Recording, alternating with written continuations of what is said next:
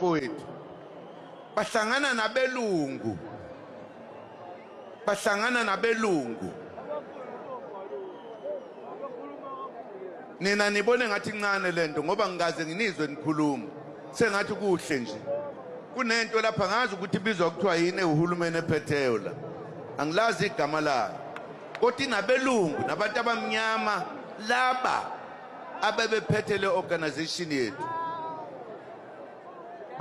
bazongitshela ngala ukuthi konje kuthiwa yini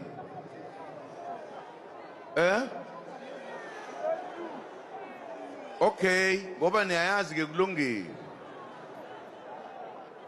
kuye kwenza njani kuthema sekuthiwa ngoba santshontshela amavote ethu sebehlanganisa ngawo lapha bebizana bodwa into eyenzekile into engicabanga ukuthi namhlanje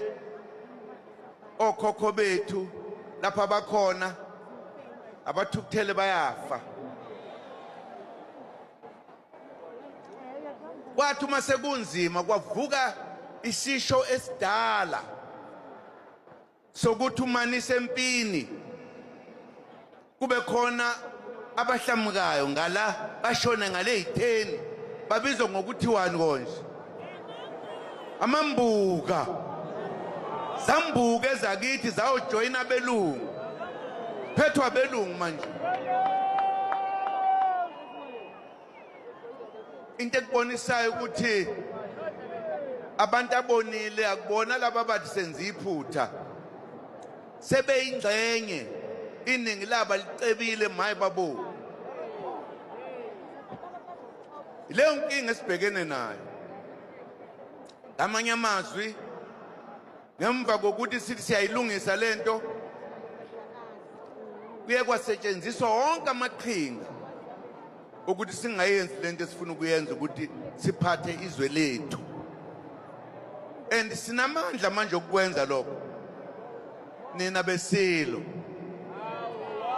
sekudingeka ivoti kuphela eyinkulumo sayenza eyikhali sayenza ile eyasifikisa ekutheni sibe namandla okuvota fanele sivote sithole i2/3 majority sithole iningi lamavoti sithatha izwe lethu iyasehlula madoda no mama isehlula kanjani lento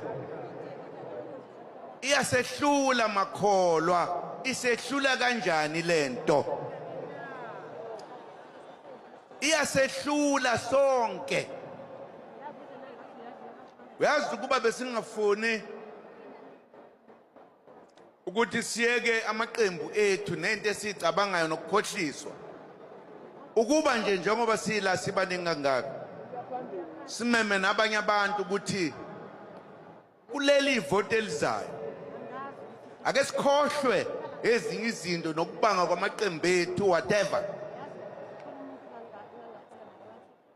sonke thina ndle mnyama ke sivote sithathe izwe lethu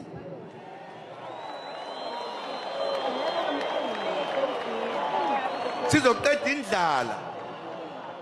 indlala soqeda ukuhlupheka soqeda ukubukelwa phansi ke sibe ngabantu kuthi ke ngemva kwaleyo voti ebese abantu ke bayivotela ilokhuzana zabo asinankinga kodwa sesiliphethe izwe kanye nje mzwa kwethu ingasehlula leyo nto